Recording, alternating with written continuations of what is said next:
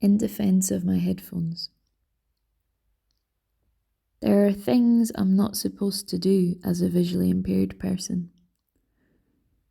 Unlike the activities that come under the separate category of things that I can't do because of the condition, for example, legally drive a car or fly a plane, I'm specifically not supposed to do these things because my safety would rely on the non-disabled world keeping its half of a bargain, which in my experience, it often doesn't have time for.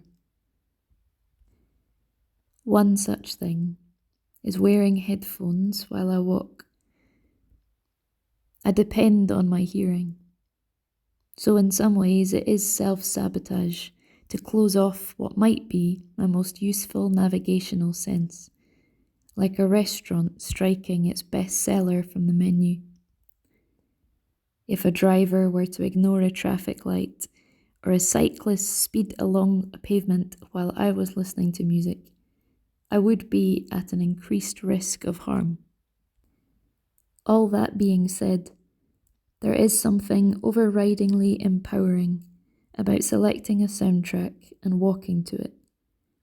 Also, for me, silence is its own kind of danger.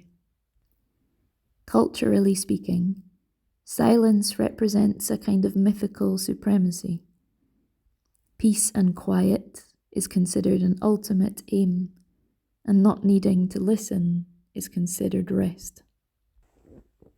In general, we don't value the opportunity to disengage from the visual world as highly, and I believe this stems from our relationship with the hierarchy of the senses.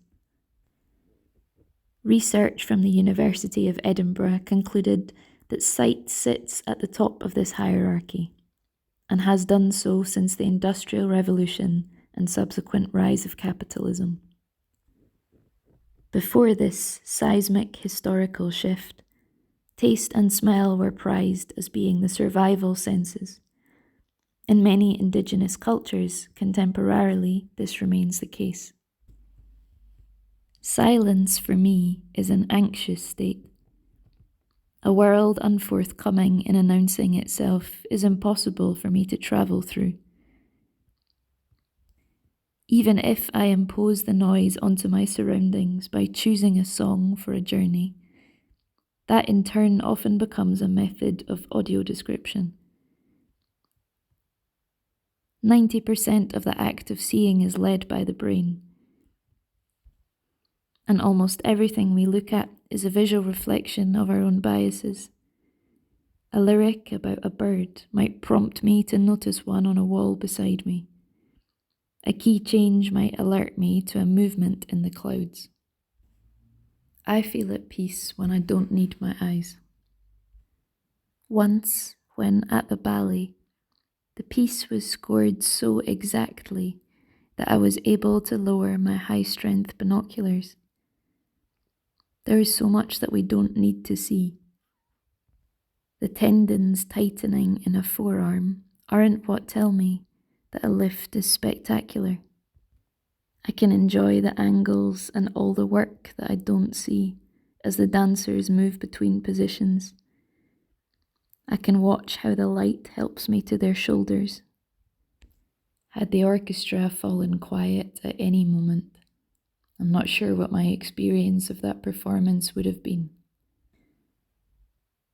The whole structure of a theatre, both physically and financially, is a perfect representation of our cultural favouring of sight. Visual stimulation is considered your money's worth. That's why the better seats are more expensive. As a partially sighted person, any offer of access usually constitutes a better view. The role of racism and colonialism in the formation of the hierarchy of the senses is reflected in our perceived status of sight. It is considered something cerebral, philosophical, internal, closely entwined with ideas of the self and the mind. we are much less willing to acknowledge the external influence of other factors on our sight, as we frequently do with our other senses. For example, we understand that one taste in our mouth will impact on or colour the next. On a car trip with friends, one paused the music to smell for what she thought was leaking petrol. She couldn't trust her nose wouldn't be influenced by the playlist. Societally, we're still much less comfortable with the idea that what we taste and smell and touch, and indeed listen to in our headphones, might aid or enhance our visual perception of the world.